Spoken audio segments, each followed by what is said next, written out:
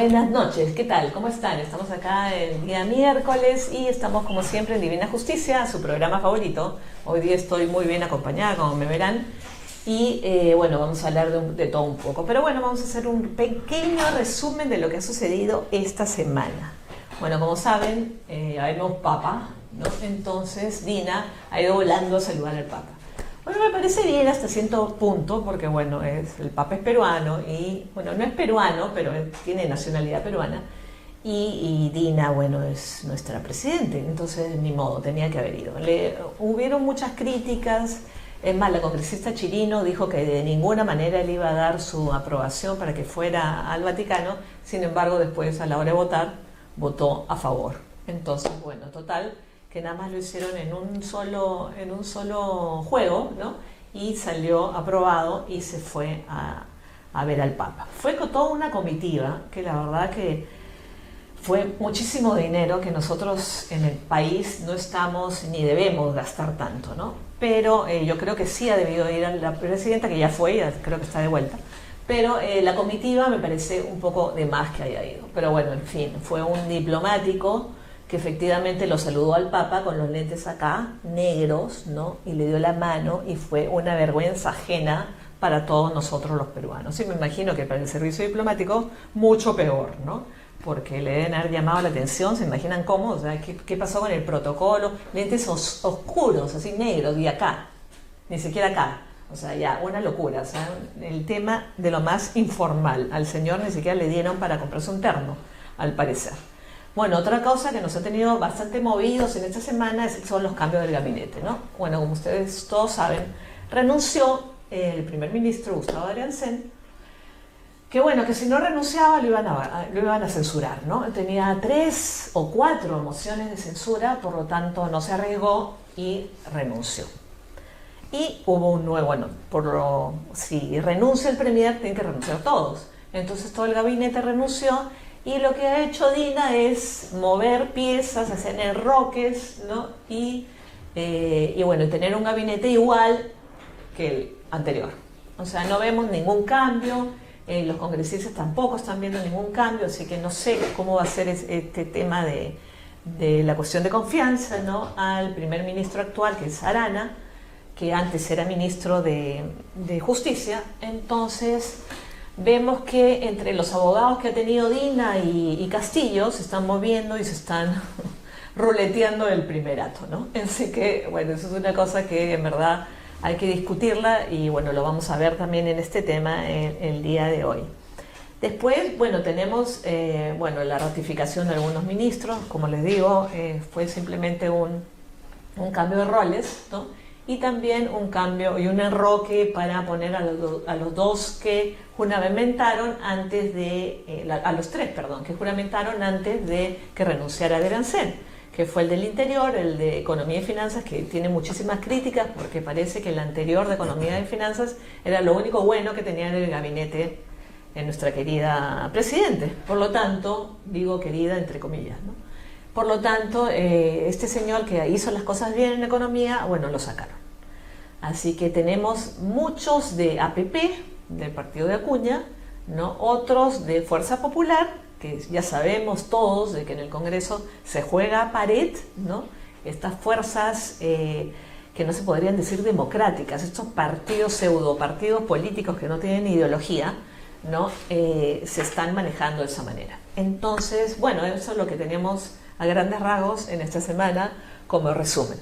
Pero ahora les voy a presentar a mis invitados, que ya me han visto, estoy muy bien, súper bien acompañada. Sin embargo, también hay un tema que no he dicho, es que se ha renovado el estado de emergencia y sin embargo siguen habiendo muchas matanzas. Ha muerto, si no me equivoco, ayer un niño porque dispararon en una combi, en un autobús, y el niño estaba sentado en la parte de atrás y murió.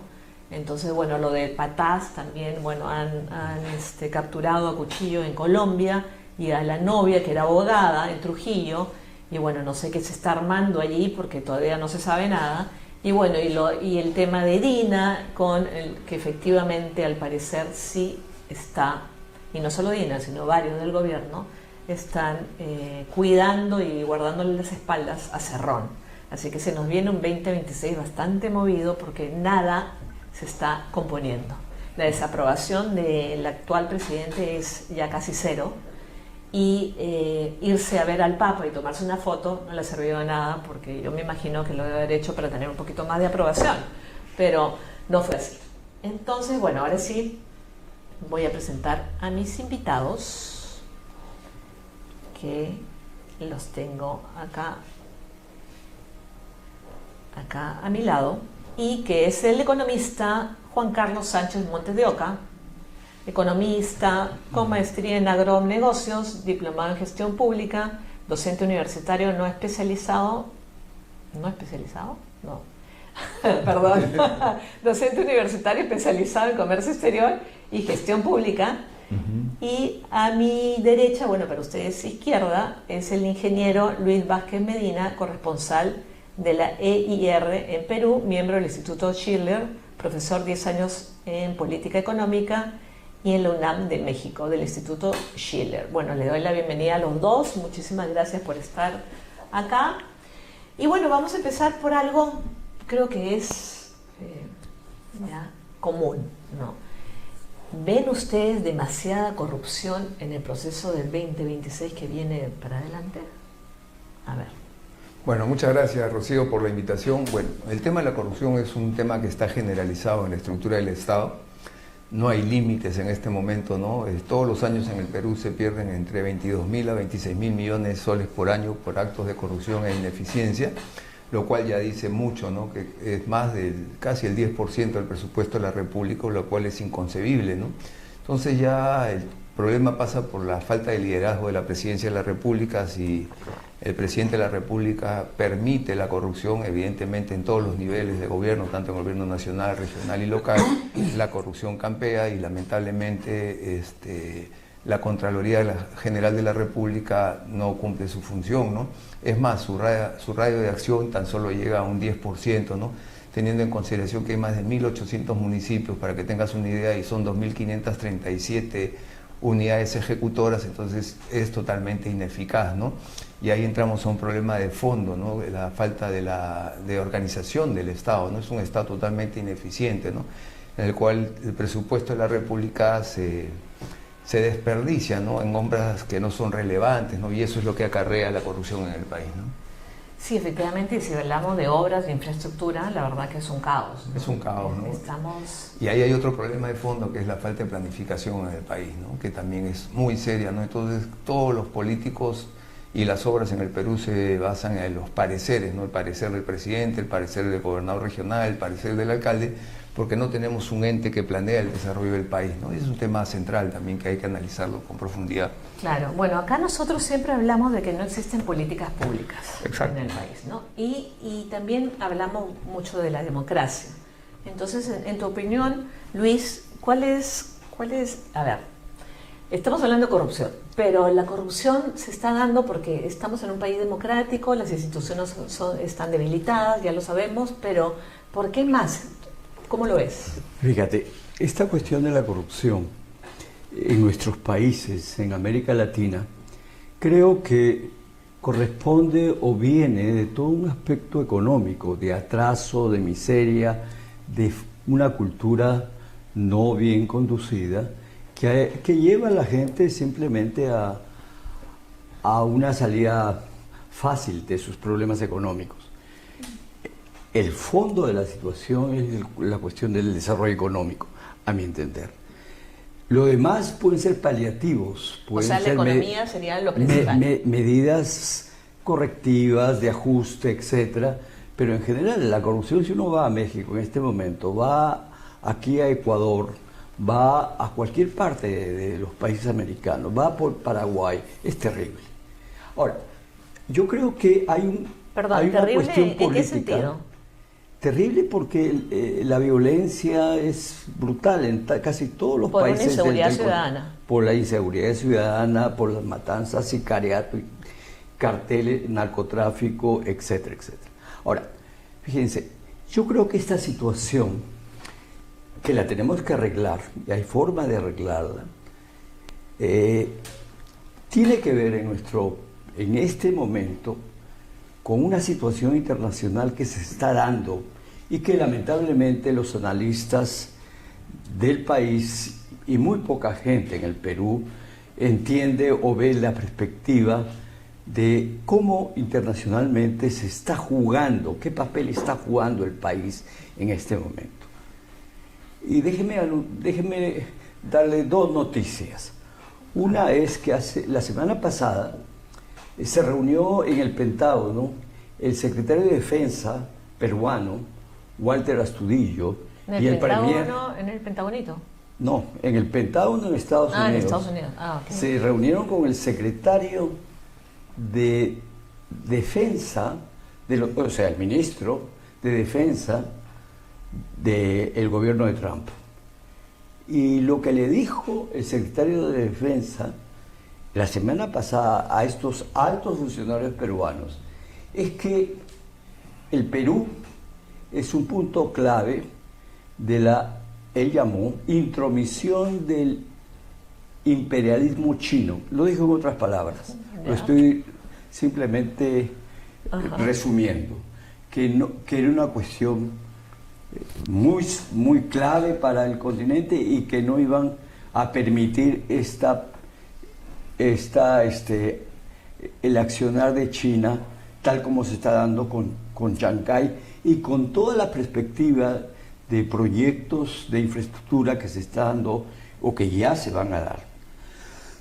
Esto repite las mismas palabras, este secretario de Defensa de los Estados Unidos, de las que vino a decirnos el jefe del Comando Sur norteamericano el año pasado, la generala Laura Richardson, que vino creo que en junio, julio del año pasado, se reunió con la Marina, se reunió con algunos políticos, con el gobierno, y le dijo exactamente lo mismo, que América Latina constituía por sus recursos, etcétera, una cuestión de seguridad nacional para su país, que el petróleo, el litio, el agua, etcétera, etcétera, todos los recursos naturales de América Latina son cuestión de seguridad nacional de los Estados Unidos. Toda una perspectiva, indudablemente, de entender que seguimos, o para ellos, tenemos que seguir siendo, y estoy hablando de una ala halcón en los Estados Unidos, ¿no? Los halcones, porque no todos, esto no es una idea generalizada en el gobierno actual, incluso con Trump, de que somos el patio trasero de los Estados Unidos.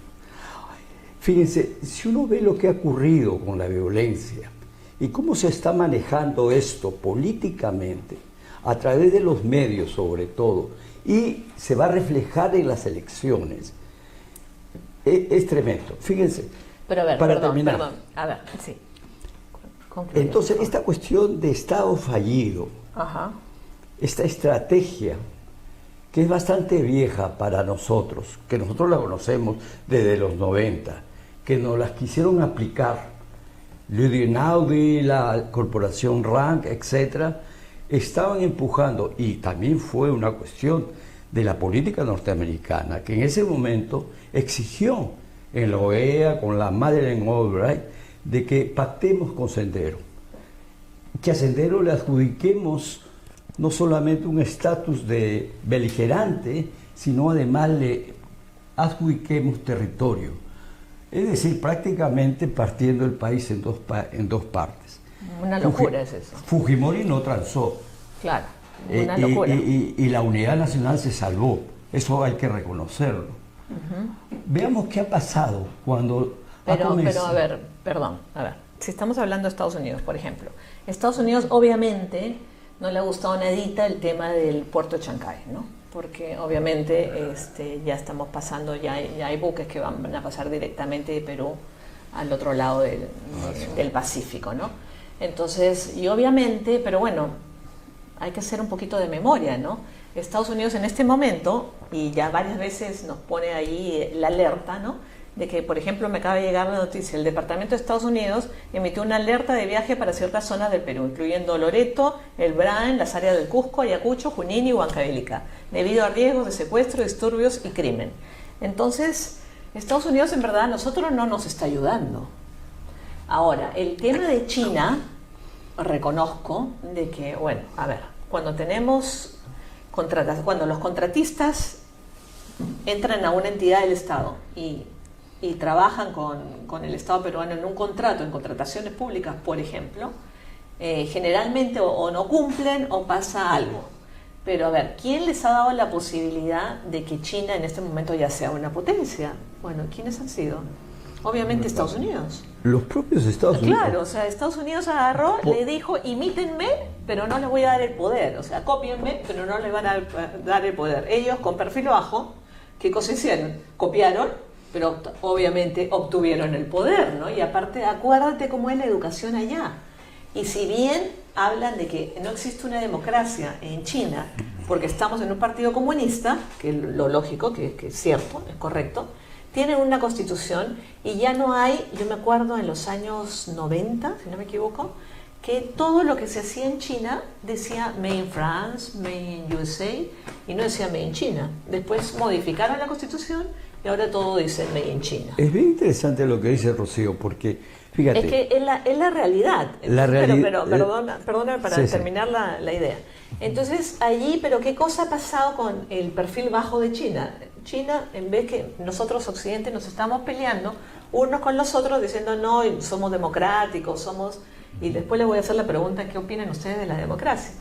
Y todo esto, ellos estaban en perfil bajo, pero ¿qué hacían? Los mejores estudiantes de las universidades, obviamente públicas, ¿no? Se van a trabajar al Estado.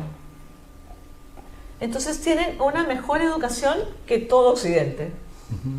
Y son los mejores los que están en esa área comunista, ¿no? Que para nosotros no es democrático. Fíjate, el asunto es que, es mi opinión, de que estamos en una era, un cambio de era. Estamos en un punto de inflexión de la historia universal. Se está acabando unos siglos que ha durado el modelo anterior, el modelo de poder político mundial, esta geopolítica internacional, basado fundamentalmente en el saqueo de cierto sector de países del sur global frente a una economía que no era, y ese es el punto fundamentalmente, no era solamente productiva, industrial, de mercado, etcétera, de productos, y era además de eso una economía basada en la usura. Y precisamente el problema está en que este mundo de Occidente, el mundo globalista, lo que llamamos el mundo global, en este momento es una burbuja financiera, una deuda impagable, que incluso toda la emisión inorgánica de los Estados Unidos es incapaz de sostener, porque el dólar, frente a los requisitos de dinero de este tipo de economía ultraliberal, no alcanza. En los últimos años, en los 4 últimos años de la pandemia, se han emitido más dólares que en toda la historia en los Estados Unidos. Y ahorita, obviamente, esto no iba a durar mucho. Y ahorita lo que está pasando es que pensar que estás de acuerdo con las medidas de Trump. No estoy de acuerdo, porque el problema es que Trump no entiende bien el asunto. Trump no es un títere, para hablarlo correcta, digamos más claramente, ¿no? Una metáfora que es muy reveladora de lo que han sido los presidentes norteamericanos, desde Bush para adelante, desde el 90 para adelante en los Estados Unidos. Biden, olvídense de él. Pero el problema es que Trump ha roto ciertas reglas del sistema. Claro, que me imagino que le van a perjudicar a Estados Unidos a la larga. Y está haciendo, fíjate, oye, hace 2 días, han denunciado la secretaria de Seguridad de los Estados Unidos, ahorita no me acuerdo su nombre, ha denunciado al exdirector del FBI de los Estados Unidos como el que había estado complotando para el asesinato de Trump. en la campaña, imagínate. Sí. Entonces, y están pidiendo que lo metan preso al ex asesor de seguridad de los Estados Unidos. Entonces, pues estamos llegando a una situación que por un lado hay guerras en Medio Oriente, en Ucrania, hay toda una situación muy conflictiva en Sudamérica, y eso es el problema fundamental para nosotros, que yo creo que hay que analizar desde otra perspectiva, no solamente local, interna, sino una perspectiva geoestratégica de cómo se está moviendo el poder, qué se está enfrentando en estos momentos en el mundo. Ok, entonces vamos a hacer un corte Ya. y después volvemos con Juan Carlos. Ya. Volvemos con Juan Carlos para hablar ya orientados acá en el país, ¿no? Ya para hablar orientados con toda la inestabilidad que estamos viviendo y efectivamente cómo nos ayuda, y bueno, y él es precandidato por el partido Prista, así que también vamos a hablar ya del tema de las elecciones del 2026. Volvemos, gracias. Ok, gracias.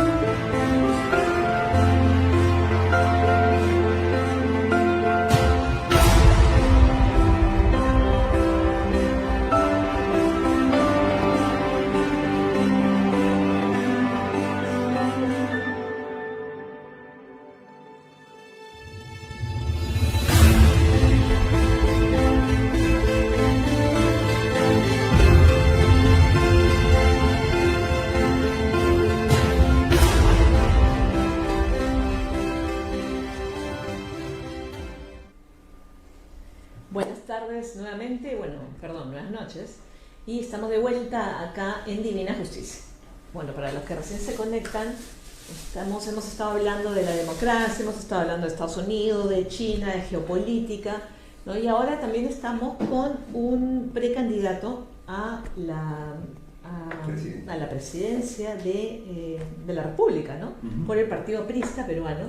Entonces la idea es que nos cuente un poquito Juan Carlos Sánchez Montes de Oca, y la idea es que nos cuente un poquito, a ver qué, primero el lío que hay en el APRA, porque todo el mundo sabe que hay muchísimos precandidatos, y bueno, primero, vamos a ir por orden.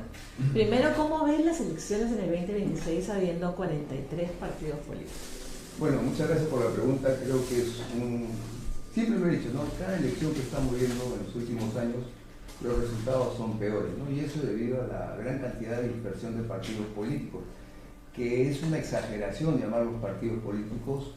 No son partidos políticos, la mayoría son transacciones comerciales, ¿no? Que se juntan para apropiarse del presupuesto de la República, y por eso que tenemos un parlamento tan pobre, tan vergonzoso, ¿no? En el cual se hacen leyes para favorecerse exclusivamente los congresistas, ¿no? Hay normas que son lamentables, como por ejemplo que pueden contratar los parientes de los congresistas o de las... Sí, eso la es, ley del nepotismo, Dios mío. por supuesto, eso es inaceptable, ¿no? Claro. Entonces, en este escenario, ¿no?, donde van a haber 43 partidos políticos, el Partido Prista tiene la posibilidad de ser una opción de verdad, porque tiene gente capacitada, preparada, ¿no? Quien te habla, yo tengo 60 años, pero vengo militando desde los 18 años, tenemos un expertise de muchos años en política, conocemos al detalle cómo funciona el Estado peruano y qué hacer frente a esta situación tan calamitosa que nos están dejando los gobiernos, estos últimos gobiernos, que el país casi lo han dejado en una situación anárquica, ¿no? Donde no hay gobierno, donde la Presidenta de la República hoy día no tiene más que 2 o 3% de aceptación. Y toda esta situación hay que revertirla en el país, ¿no? Para poder comenzar a ser un país realmente que sea eficiente, que se gaste adecuadamente los recursos, porque el Perú es un país rico, ¿no? Tenemos un presupuesto que supera los 250.000 millones, pero que no se ve en los ciudadanos. El Perú no debería haber pobreza. Entonces eso significa que no hay gobierno, que no hay Estado, y eso es lo que tenemos que encomendar y cambiar, ¿no? Porque si no lo hacemos, el Perú va a seguir en esta situación de falencia, y los peruanos todos los días sufren hambre, miseria, y sobre todo un flagelo que tenemos hoy día, que es el tema de la delincuencia en el país, que ya la verdad ha llegado a situaciones insostenibles, ¿no? Y que lamentablemente el gobierno no ha hecho absolutamente nada, y por más que han querido tener una política, ¿no?, para solucionar este problema, pero en el fondo no han solucionado absolutamente nada, ¿no? Y creo que se debe fundamentalmente a que no hay liderazgo en la presidencia de la República, porque esto hay que articular las instituciones de gobierno, llámese la Policía Nacional, el Ministerio Público, el Poder Judicial. Todo esto es una coladera, ¿no? Las políticas en las cárceles, ¿no? En Chayapalca, una cárcel de máxima seguridad, había una antena satelital, ¿no? Lo cual es inaceptable, ¿no? Entonces, tenemos que hacer muchas cosas en el país, pero sobre todo tener una visión clara de lo que hay que hacer, y eso significa no solamente crecer, porque hemos crecido muchas veces, pero no ha habido desarrollo en el país, ¿no? Y eso, tener este concepto de desarrollo significa que debe haber justicia, ¿no? Y ese es otro aspecto. O sea, haría reforma del Poder Judicial, del Ministerio Sí, Público, se tiene que hacer reforma de todas maneras, pero sobre todo liderazgo, ¿no? O sea, liderazgo. No puede ser un país... O sea, un liderazgo para poder gobernar. Para poder ordenar y para poder gobernar, ¿no? Y vas a tener problemas muy serios porque no sabemos cómo va a ser la composición del Parlamento. Por eso también hacemos un llamado a la población para que vote por partidos políticos que sean pues serios, ¿no? Que sean partidos. Que sea una célula claro. Realmente en el Parlamento, que no estén legislando para sus propios intereses, claro, sino en favor del país, ¿no? Y en ese sentido creo que el Partido Aprista Peruano va a ser una opción de gobierno, ¿no? Y es más, la calle lo dice, ¿no? Lo que quieren hoy día en la calle es un partido aprista totalmente renovado, ya no tiene las figuras del pasado, y en eso estamos trabajando, ¿no? Ok, ¿quiénes son los otros precandidatos? Bueno, ahí están Homero Augusto Balqui, Hernán Garrido, Jorge Castillo, Rafael Ceballos, son los que más están haciendo un trabajo político en este momento, ¿no?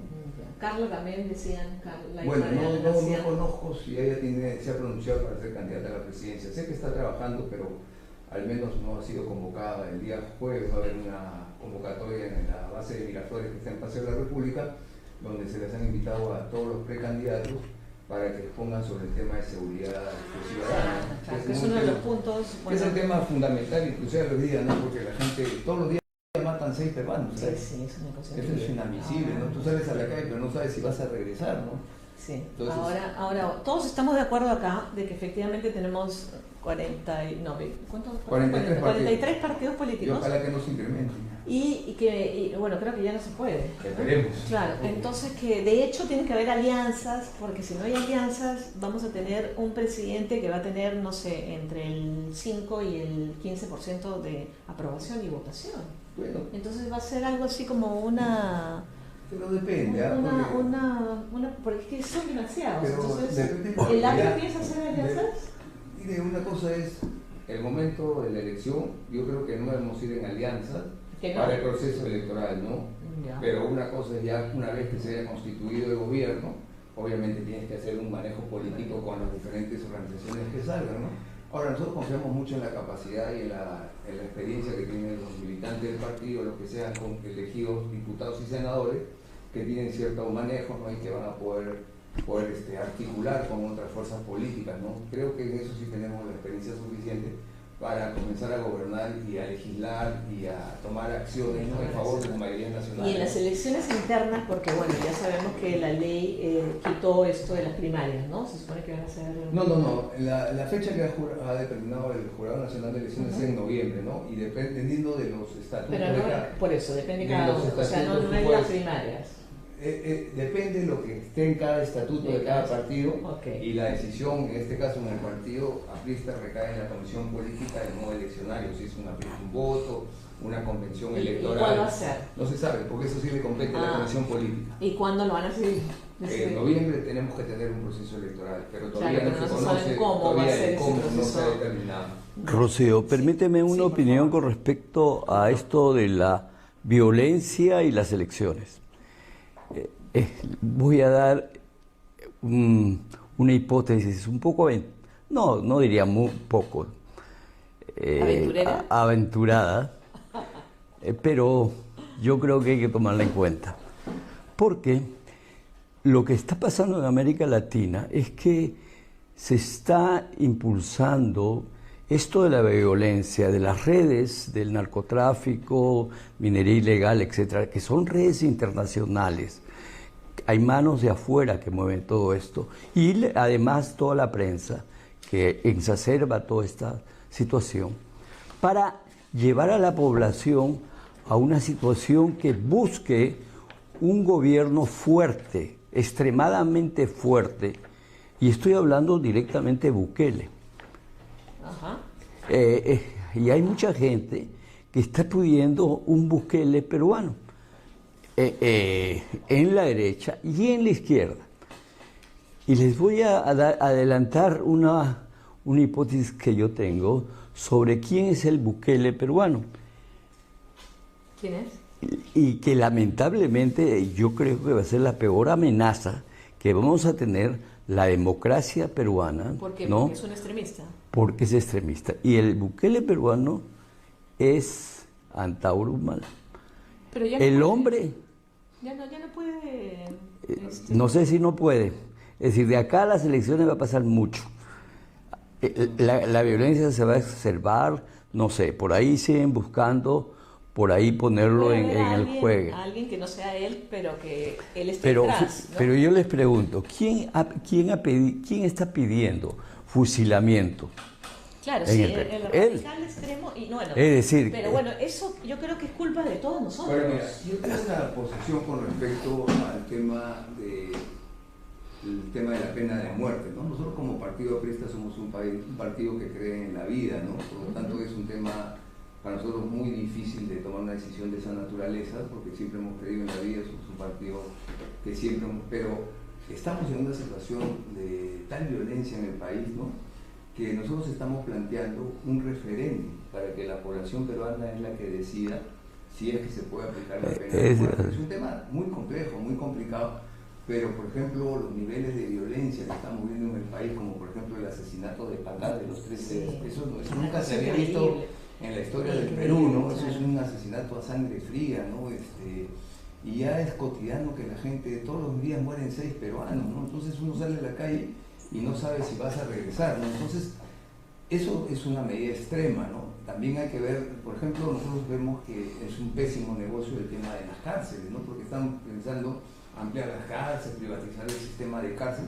Yo creo que están pensando hasta, pero son medidas hasta enviarlos, yo creo que son populistas, otro ¿no? irse a otros mandarlos a El países, Salvador claro, para que Bukele lo cuide. Yo creo que es sí, la verdad ya me parece medio yo sí ridículo creo que el hay tema. un sector penal, ¿no? de presos que no deben estar encerrados de por vida, porque son estos asesinos, pues, que no vas a poder corregir. Claro, los más violentos. Claro, ¿no? eso tienen que y los demás con grilletes. 1900 que están ya con cadenas perpetuas, hasta el año pasado capaz ya se incrementó, que esos son cadenas perpetuas, que son gente sumamente violenta. Eso no puedes hacer absolutamente nada. Pero, por ejemplo, nosotros hemos planteado en este libro, en plan de modernización del Estado peruano, siguiendo la ruta del agua, Perú, país antártico, por ejemplo, lo que son las fronteras vivas, ¿no? Correcto, y nosotros estamos planteando que los presos desarrollen el camino transfronterizo, correcto, porque nosotros hablamos de la frontera con Chile, pero la frontera con Chile es solo 168 kilómetros. Las grandes fronteras que tenemos es con Brasil, con Colombia, ¿se acuerdan en el caso del CENEPA? Los soldados peruanos para llegar al conflicto tenían que estar enterrados hasta acá.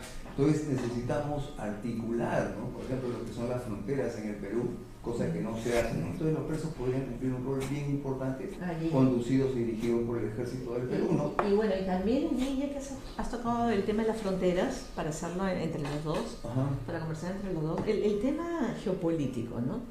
A mí me preocupa mucho, por ejemplo, que en la Amazonía haya, en la frontera con Brasil, los niños que están allí, que viven allí, estudian en colegios brasileños y saben portugués. Entonces yo creo que no es necesario que haya una guerra, sino nada más con un referéndum le pueden preguntar a la población, bueno, ¿ustedes quieren ser brasileños o peruanos? Y obviamente si hablan portugués, almuerzan, comen y desayunan y van a la escuela en Brasil, van a querer ser brasileños. Entonces allí me preocupa el tema, cómo están agarrando otros países para manejarlo de una manera muy suave, ¿no? No va a haber guerras ni nada, no es suave, pero eso es geopolítica. Pero por supuesto, por ejemplo, ahí se está generando el derecho internacional del equipo soviético, claro, ¿no? Y que esa zona de Purús, que es la que se está, ya tiene problemas serios, ¿no? Claro. Con Brasil, pero también tenemos problemas serios en la isla Santa Rosa con Colombia, tenemos problemas serios con la cordillera del Cóndor, ahí con la frontera con Ecuador, tenemos problemas con el Putumayo, con Colombia. Y también en Tacna con Bolivia. Claro, pero con Bolivia es mucho más, lo otro es más complejo todavía, ¿no? Entonces, ¿qué está pasando? Entonces, no hay una política de fronteras vivas, ¿no?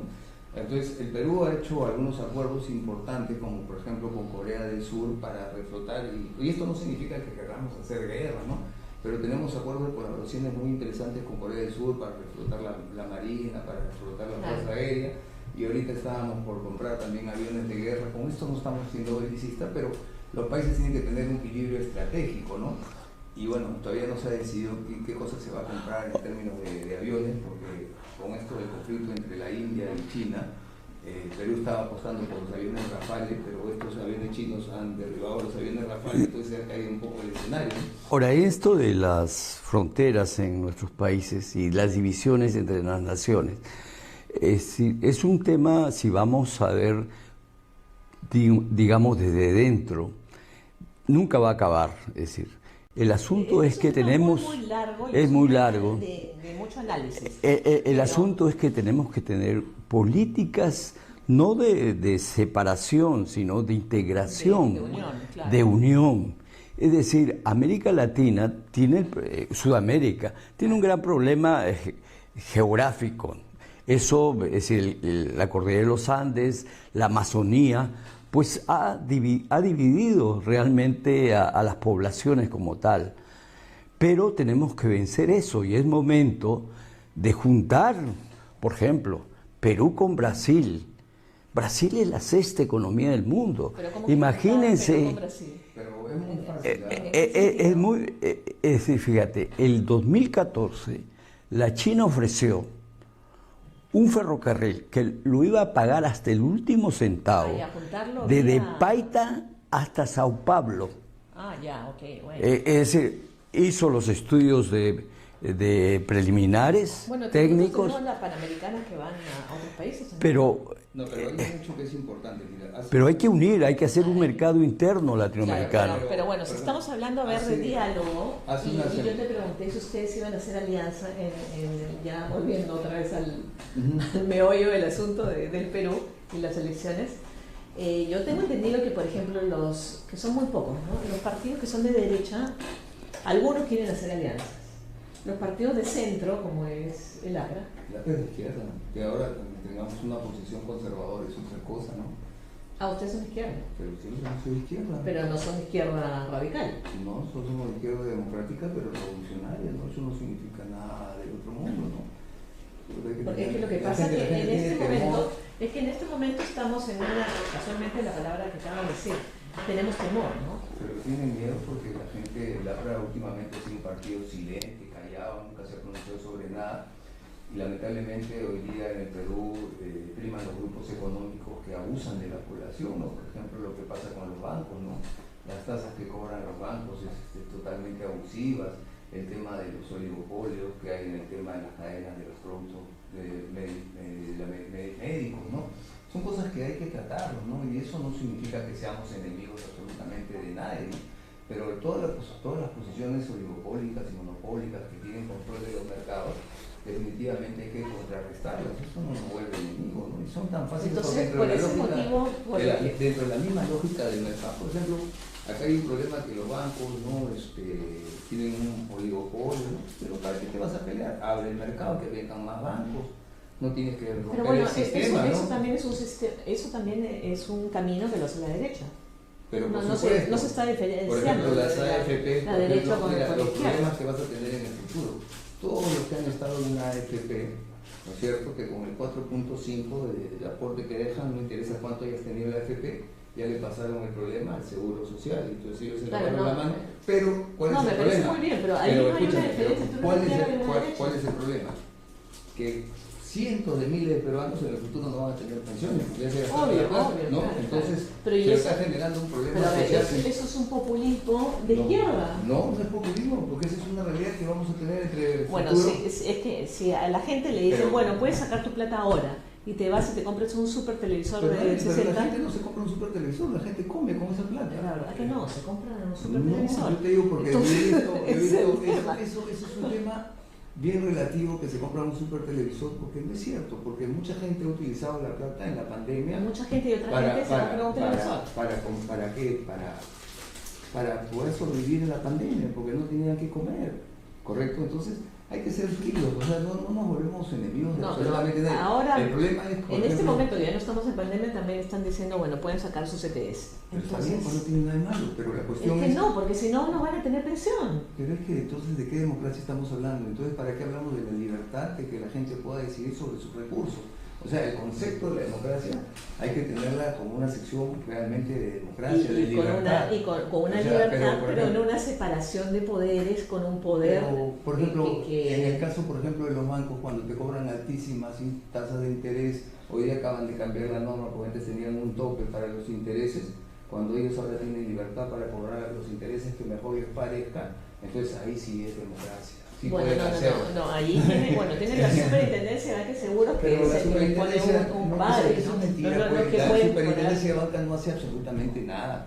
Bueno, La- obviamente todos los bancos están regulados por la superintendencia de banca de Pero seguros hay y que les ser- dicen cuáles son, hay que de que ser- sean en hay que este ser país, claro, de que la en este país sean superintendencia de banca y seguro no regula absolutamente nada. de que este país es un aliado sea de los bancos. sean muchísimos los intereses, estoy de acuerdo. No, y también que nos no cobren. muchísimo, son criminales. Sí, Entonces, por eso, no es por eso. muchísimo. ¿Y cuál es la tasa es- pasiva? ¿Cuánto te pagan a ti? 0.3 Sí, al sí, año. claro, Entonces, ¿cuál es una cosa increíble, No te pagan nada. pero eso yo creo que no tiene nada que ver ni con la derecha ni con la izquierda. Pero no es que eso viene a ser decisiones políticas que hay que tomar, ¿no? Por ejemplo, yo no ¿Y cómo consigo- harían, por ejemplo, en el otra APLA? otra cosa que me parece Al gravísima. futuro presidente, ¿qué Mira, haría? otra cosa que es gravísima y que el Estado peruano se ha acostumbrado a vivir de los ciudadanos es el tema de la unidad impositiva tributaria. Todos los años te suben la unidad impositiva tributaria y por lo tanto todas las tasas del Estado, las multas, Todo etcétera, todo sube, sube claro, todos los años. claro. ¿Quién es el que genera inflación en el país?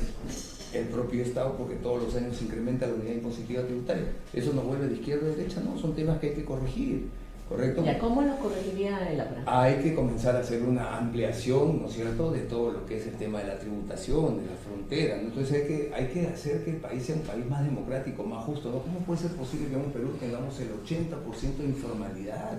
Que no tienen acceso a buena educación, no tienen un A trabajo salud. digno, salud, ¿no? Entonces somos un país realmente que hay que corregir temas, eso no nos vuelve enemigos de nadie, pero ¿por qué vamos a pagar tasas tan altas? Si es tan fácil, como en Panamá, por ejemplo, hay más de 120 bancos. Pero la verdad ¿Por qué no es que vienen al yo Perú dije- 120 bancos? Pero Que yo vengan. no Es que en Panamá no hay Estado que los Por eso, supervise, acá, pues. acá el Estado, en lugar de ayudar a que tenga más acceso la gente a créditos más baratos, por ejemplo, hemos permitido estos créditos gota a gota, ¿no? Cuando es tan fácil, abre el mercado. Que Pero vengan. no son créditos gota a gota, son extorsionadores, Pero por extorsionadores eso, si tú permites que vengan- que te prestan dinero y Pero después te van sacando el tú dinero gota a gota. si tú permites que vengan todos los bancos del mundo al Perú, entonces vas a tener una banca formal. Pero a ver, pero entonces no pero tendría... yo creo que estamos haciendo una comparación que no es comparable, ¿Por qué? ¿no? Por Panamá es un offshore. No, Panamá hay Entonces, bancos de... sí, ¿Y por qué en el también. Perú no pueden venir Pero- esos bancos? Pero es que, ¿por ¿Por qué qué no? no? Pues porque acá no somos las Islas Caimán. Pero no estamos hablando de Islas No, Caimán, estamos hablando no, a bancos estamos- formales, no, estamos hablando de bancos como el Scotiabank, el Banco Continental, otro de la misma magnitud que vengan los bancos de la India, de Francia, de Alemania, de Italia, que vengan ¿Qué todos. sacaríamos con eso? ¿Qué tendríamos tasas más baratas para los ciudadanos? Bueno, yo creo que no es necesario ¿Pero llenarnos por de qué? bancos para tener las bajas. Pero acuérdate, mira, la con tasa esto más termino. baja, Cuando ¿no? te acuerdas cuando entró Vitel, la guerra de precios que hubo entre las compañías de telefonía, ¿ok? Todo el mundo bajó los precios, ahora como cada uno ya tiene un segmento de mercado, ya todos se han acomodado. Y ya está todo. Eso voy, por ya. la oferta y la demanda. Sí, pero ¿por qué no abre más la cancha? ¿Por qué no vienen más compañías de telefonía? y vas a ver que los servicios bajan. Bueno, en este momento Movistar ha Mira, quebrado, pero ya todo el mundo no sabe quebrado, que... tampoco eso es una gran mentira. Bueno, a ver, Entonces, según ellos están en pero ¿tú reestructuración crees- ante ¿Tú Picopi. crees que una empresa de esa naturaleza vale $1 millón como la han comprado? No, pues por eso. Eso es fraudulento. Claro, claro. ¿Ok? Hay una súper estafa, están no pagando impuestos. ¿Cómo va a ser solamente la marca No, no pagan las deudas, la sino marca que telefónica y no tiene debe, una deuda- no debe bajar de $100 millones Y tiene una solo? deuda amplísima Pero ¿tú crees por que el gobierno eso- peruano. ¿Tú crees que eso vale $1 millón? Interesante, muy interesante, Claro, porque claro. la corrupción no solamente es la del funcionario pequeñito que se roba. Claro, claro. Está hablando de la corrupción de más Una arriba. compañía argentina la ha comprado. ¿Y no, por qué no Y- sentencian, por ejemplo, a la señora Susana Villarán? Sí, claro. Pues no sabe cómo es una sentencia, porque estos peajes se caen, porque ella sería corrupta. Bueno, ya el día de ayer salió una norma diciendo 2.000 millones. Y Odebrecht nos está demandando por 2.700 millones. Claro. ¿Qué tal ese Bueno, sinvergüenza, no? bueno, eso sí ha sido Y una ahora están, cosa... por ejemplo, los estudios jurídicos grandes quienes defienden a esos señores. Claro. Entonces, esto es un sistema corrupto, ¿no? No solamente es el Estado. Entonces, acá hay todo un sistema, por ejemplo, yo vengo de estar en Trujillo y he pagado en peaje 60 soles de ida y 60 soles de vuelta. Y son la pista del Perú. Claro. Entonces, hay cosas que son inadmisibles. Estamos Sí, sí, pagando sí. por caminar en nuestro territorio. Entonces, Sí. eso no nos vuelve ni de izquierda ni de derecha, sino que acá hay cosas que hay que corregir. No, pero yo te pregunté y tú me dijiste el APRA es de izquierda. El Yo APRA es de izquierda, yo por pensé que era de centro, la verdad. No, el APRA es de izquierda. Pero- Acuérdate cuando nosotros nos surgimos para hacer un cambio, una revolución, una transformación, que ahora en los últimos años el APRA se ha vuelto exigente, conservadora, que cuide otros Por lo menos intereses. una izquierda moderada. O tampoco. ¿Qué cosa es izquierda moderada? ¿Y qué cosa es izquierda extrema? No está hablando de izquierda extrema. Lo que nosotros tenemos que hacer es un partido que revolucione la sociedad, que haga una sociedad que sea más justa, con pan con libertad. Bueno, Eso es lo que a ver, queremos. yo creo que todos quieren la justicia y este programa se llama Divina Justicia. Así Por que supuesto, imagínate que sí queremos la justicia, pero el tema es que no es tan fácil obtener la justicia, ¿no? Obviamente. Por eso yo le pongo, el programa se llama Divina Justicia por eso, porque la justicia es divina. Hay muchas ¿no? ideas. Entonces, La libertad y la democracia hay si hay riqueza, si hay creación real Claro. de riqueza real. Ahora, ¿no? hemos llegado, Rápido. 3 personas hemos llegado a una conclusión de que efectivamente la corrupción que existe en el país, en todas las instituciones, Todos los niveles, además. y en todos los niveles, ¿no?